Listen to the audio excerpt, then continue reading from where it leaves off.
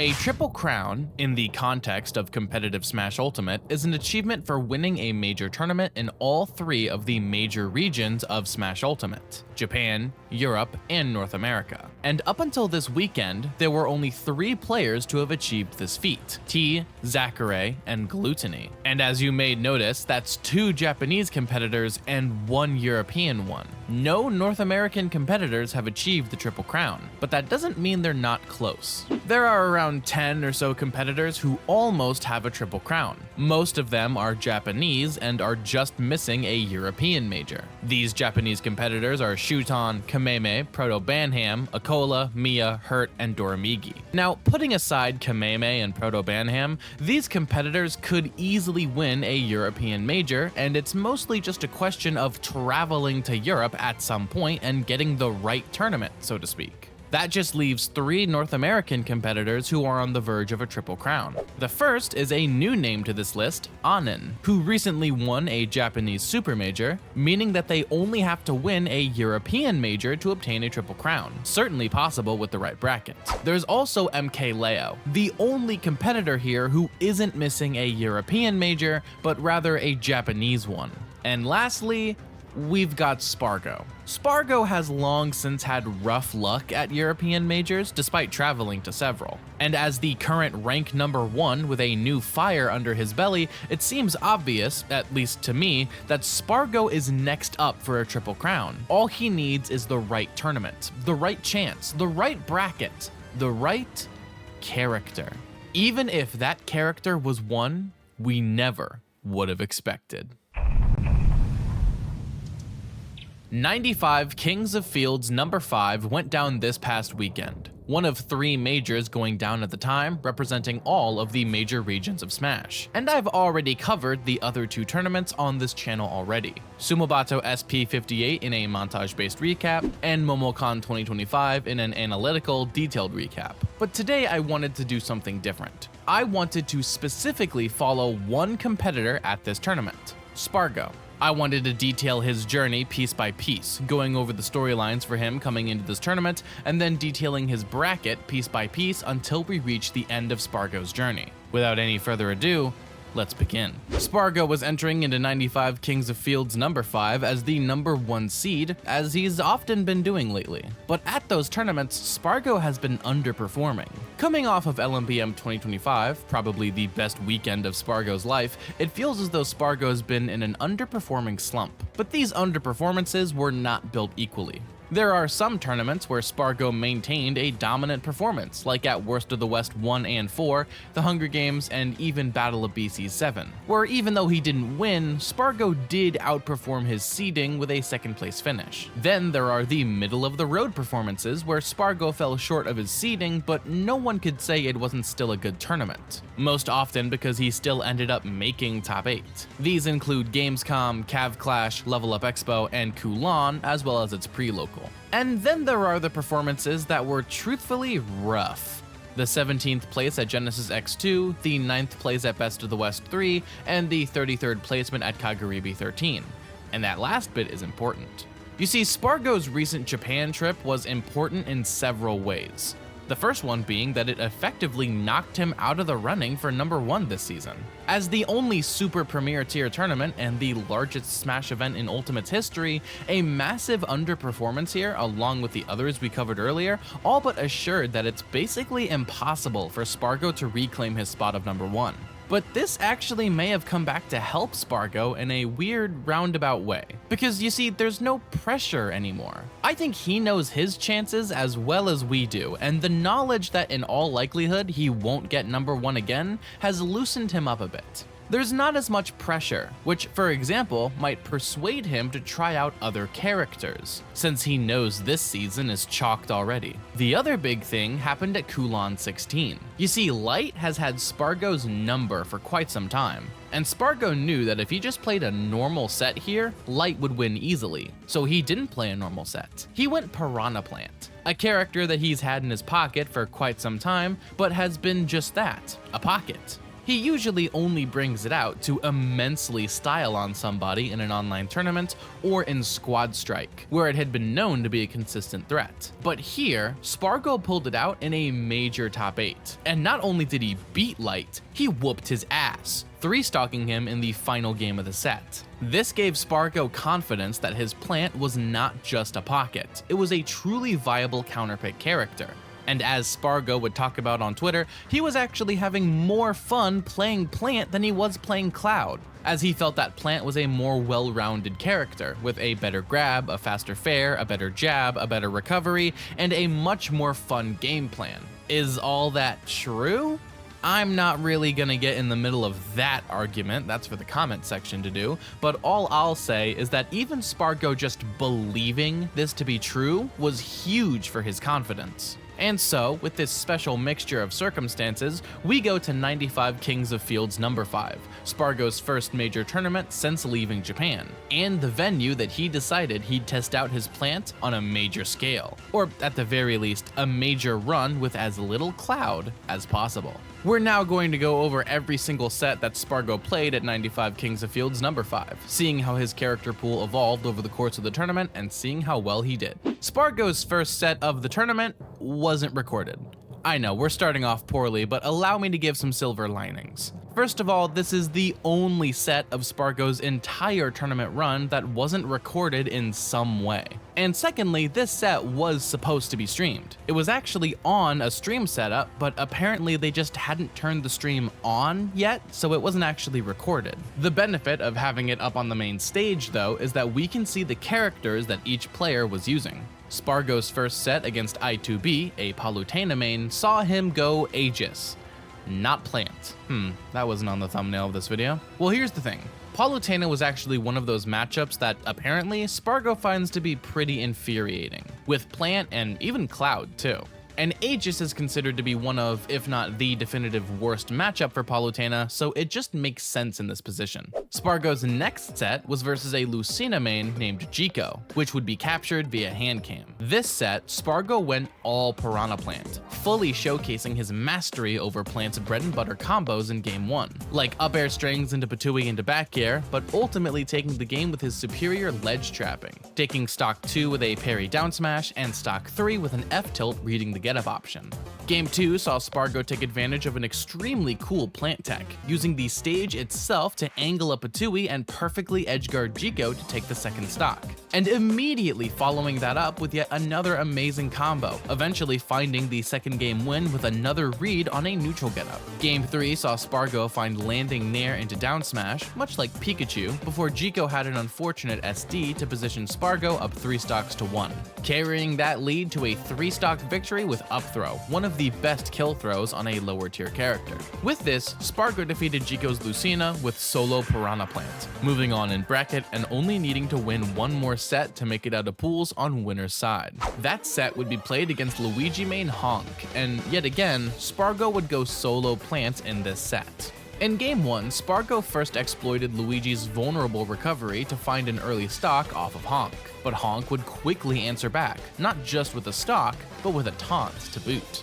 And Spargo would answer in kind, finding yet another stock with an early footstool only 13% onto his name. If it was a little bit flashier, this stock could easily go in a Yeet Smash video. Spargo would go on to close out game 1 in a tried and true method from the set with Jico, catching the ledge option with down smash. Game 2 started wildly, with Spargo seeming to get an early edgeguard, but then Honk gets a misfire hitting Spargo. Honk misses the ledge with an up B, but Spargo has to save Honk with up B in order to recover himself. But Honk air dodges, expecting to have to tech, and so loses the first stock.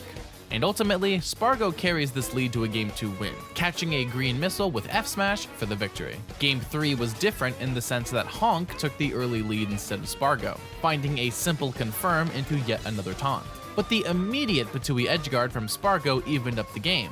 Or did it? Honk got a quick stock and yet another lead, and this time it didn't get evened up. Instead, Honk was able to squeak out a game victory over Spargo. Now, Spargo has just lost his first game of the tournament, and he has Cloud, a character that has won more sets over Waka than most people have tournament wins. But does Spargo fold after losing one measly game? No. He sticks it out with Piranha Plant and moves into Game 4. We swapped over to PS2 for this game, likely for the taller ceiling allowing Plant to live longer while also having less room off stage for Luigi to operate.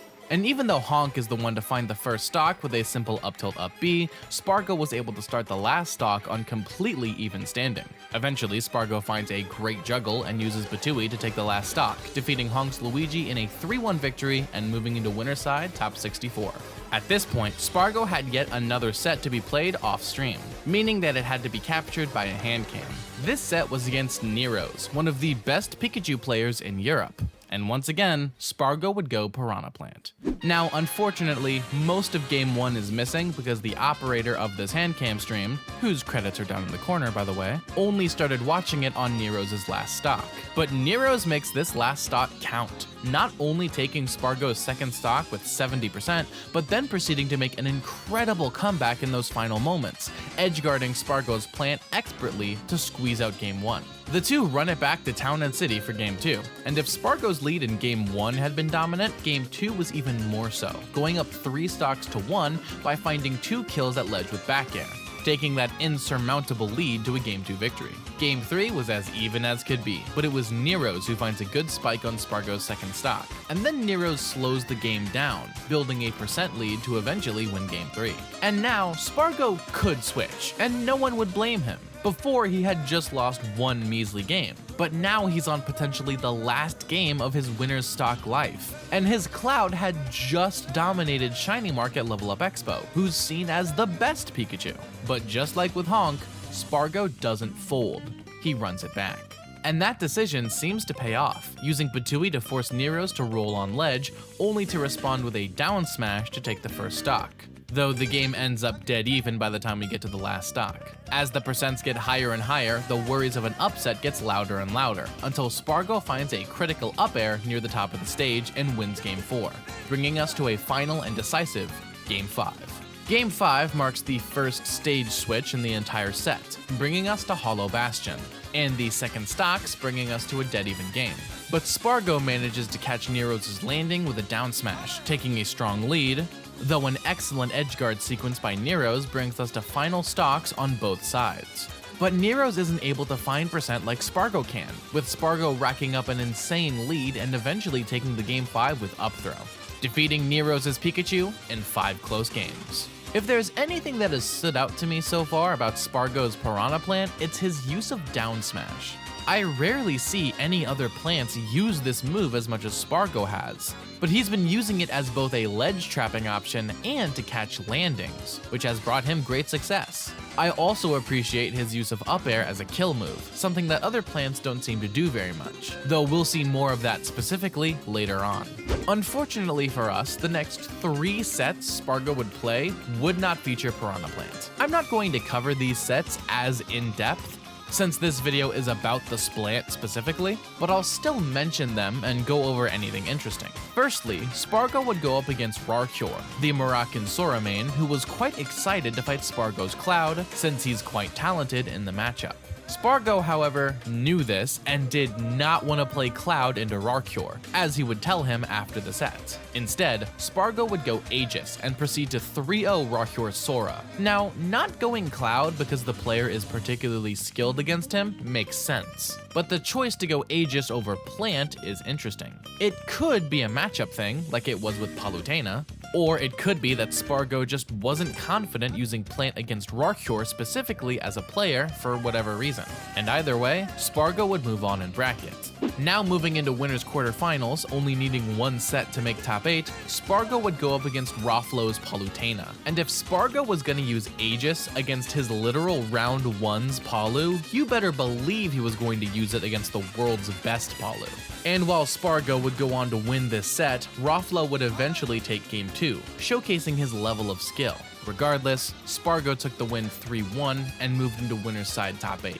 Now moving into winner's semifinals, Spargo would face off against Tarek, who had just beaten Crepe Soleil in winner's quarters to make it here. And this was the only set of the entire tournament that Spargo used Cloud. Why? Well, it could very well be that, perhaps like Rarcure, Spargo didn't feel comfortable playing a secondary into Tarek for whatever reason. But I'd wager it actually has more to do with the matchup. Greninja is is one of the only characters in the game who actually has a pretty strong matchup into both Aegis and Piranha Plant. I think the Cloud choice here was a matchup decision, with Spargo deciding to just play his strongest character instead of fight a skewed matchup.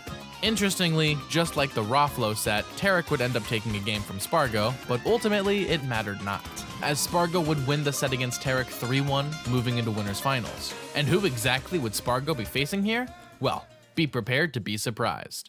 We're gonna take the smallest of detour away from Spargo real quick and talk about Mezcal. The best Ridley player in the world had recently top-8'd his first ever major last year at Regen 2024, and was entering into 95 Kings of Fields 5 as the 18th seed, where he went on a massive run, beating Orion 3-1, Gluttony in a Game 5 set, Zemmel 3-0, and lastly Lugi in another Game 5, to make it into winners finals. Though it is very important to note that Gluttony, the second seed, much like Spargo, was also using this tournament to test out a secondary, his Link.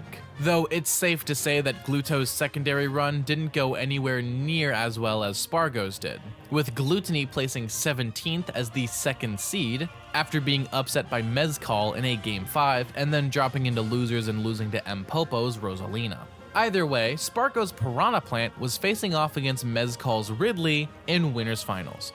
That's right, Plant versus Ridley in winners finals of a major tournament. This is exactly why everyone was freaking out about this tournament, and it's time to go over what may be the set of the whole tourney. Perhaps the most unusual matchup of all time in a major top 3 started off with Mezcal taking the first stock off of an amazing roll read. But not only did Spargo even up the stocks, he took back the lead with an amazing combo string, and ultimately Spargo would find the Game 1 win with a back air at ledge. Game 2 saw us move over to Small Battlefield, which started much the same way as the first, with an F-Smash read to take the early lead. Unlike Game 1 though, Mezcal would actually get another F-Smash on stock 2 to go up 3 stocks to 1. And with this insurmountable lead, Mezcal would win Game 2, tying the set up 1-1. Game 3 brought us back to PS2, and it was Spargo who'd find the early stock, with back air at ledge making it impossible for Mezcal to recover. And even though the second stock started dead even, Spargo went on an insane tear in advantage state against Mezcal, utilizing deadly combos and amazing ledge trapping to take a perfect stock, a lead Spargo took all the way to a Game 3 win. Moving back over to Small Battlefield, Mezcal took the first stock, punishing a down B with a down smash. Down 100% on the second stock, Spargo hit yet another amazing combo string to take Mezcal's stock early and retake the lead. And in an attempt to even up the game, Mezcal would go too deep and lose his stock, allowing Spargo to win the set in 3-1 fashion and move into grand finals from winner's side. But meeting Spargo back in grands would not be Mezcal, but rather Crepe Soleil. After having lost to Tarek in winners quarters, Crepe had torn through losers bracket, beating Siski 3-0, Roflo and Lugi in close game 5s, Tarek 3-1 in the run back, and lastly Mezcal 3-0, all the way to make it back into grand finals from losers side and face off against Spargo. Now, starting off this set, Crepe Soleil went Wario, likely expecting Spargo to go Cloud. I mean, after all, Crepe Soleil is a Steve main, and Spargo's Cloud is the Steve killer. Why would he not go Cloud? But he didn't go Cloud. And instead, grand finals of Spargo versus Crepe Soleil opened up on Wario versus Piranha Plant. And Crepe Soleil started off hot, taking first blood with an F-tilt ledge trap and then proceeding to rack on loads of extra credit, eventually going up 3 stocks to 1. But reading the neutral getup on a platform out of a tech chase, Spargo hit an up smash to land an extremely early kill on Crepe Soleil, bringing us to even stocks. And with just a simple combo string, the percents were even too. And with yet another up smash, this time out of shield, Spargo would complete the reverse 3 stock and win game 1 of grand finals. Game 2 would see a run back between the two in characters and stage, despite what StartGG has falsely reported. And although Crepe took the first stock again, Spargo brought us back to relatively even, relatively quickly. Then taking stock 2 with an amazing edgeguard utilizing down B's armor. And despite the last hit scenario, Spargo would win game 2 with a drag down nair into up tilt, going up 2-0 in the set. At this point, Crepe Soleil would swap off of Wario and counterpick to his true main, Steve. Spargo stayed plant. Despite these two characters being on opposite ends of the tier list, this game was relatively even, going into the second stocks in pretty close standings. But Crepe would soon demolish Spargo's second stock, getting a dominant lead that he took all the way to a game win, getting on the board. Now, at this point, you'd expect Crepe Soleil to stay Steve, right? It's the only character he's taken a game off of Spargo with, and it's his best character by far. Except, no. Crepe Soleil actually counterpicks back onto Wario, and Spargo stays plant. But why did Crepe do this when Steve had worked for him?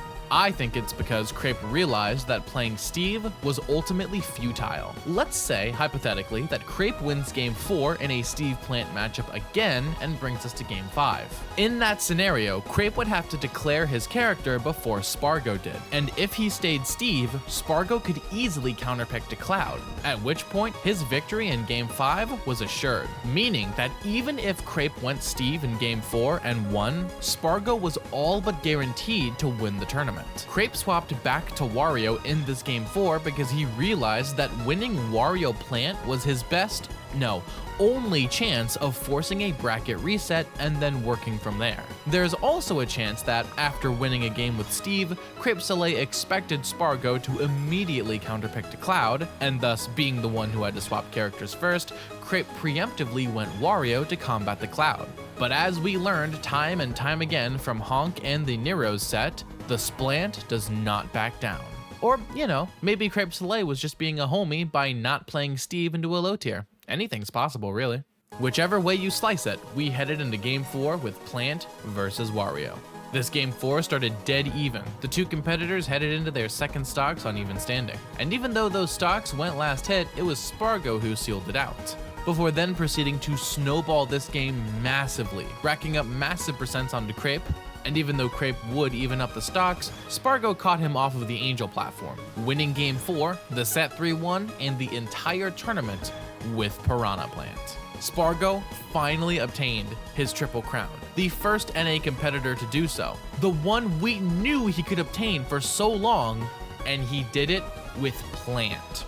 But wait, hold on. I say that he won with Piranha Plant, but did he really? This was far from a solo tournament run, and some people have been saying that DK won a major at Sumobato, even though it was only used in one set. Isn't this a case like that, where this can't really be considered a Piranha Plant major win? Well, here's my train of thinking. Over the course of this tournament, Spargo played in 9 sets. He used Cloud in 1 versus Tarek, Aegis in 3 against I2B, Rahior, and Raflo, and Piranha Plant in 5 against Jico, Honk, Nero's, Mezcal, and Crepe Soleil. At that point, even if you combine Cloud and Aegis, Piranha Plant still outnumbers every other character used by Spargo en route to a victory. So yes, I am very comfortable saying that 95 Kings of Fields number 5 was won by Piranha Plant. Not solo Piranha Plant per se, but a majority Piranha Plant. If you really want to be a stickler about it, you could say that it was a Plant Aegis co-main victory, but come on, where's the fun in that? Let's be fun for a minute. 3 majors went down this weekend in the 3 major regions of Worldwide Smash. And at all 3, characters who have never won a major before were used to victory. Rara Kakusu's Donkey Kong at Sumobato SP58, Beast Mode Paul's Hero at Momocon 2025, and Spargo's Piranha Plant at 95 Kings of Fields 5. This weekend may be one of the most important for recent Smash history. More history has been made in this span of a few days than spans of several years, both in previous games and Ultimate's own past. And to me, that is what Smash Ultimate is about. And perhaps more importantly, it's what this channel is about. Smash history and being fun.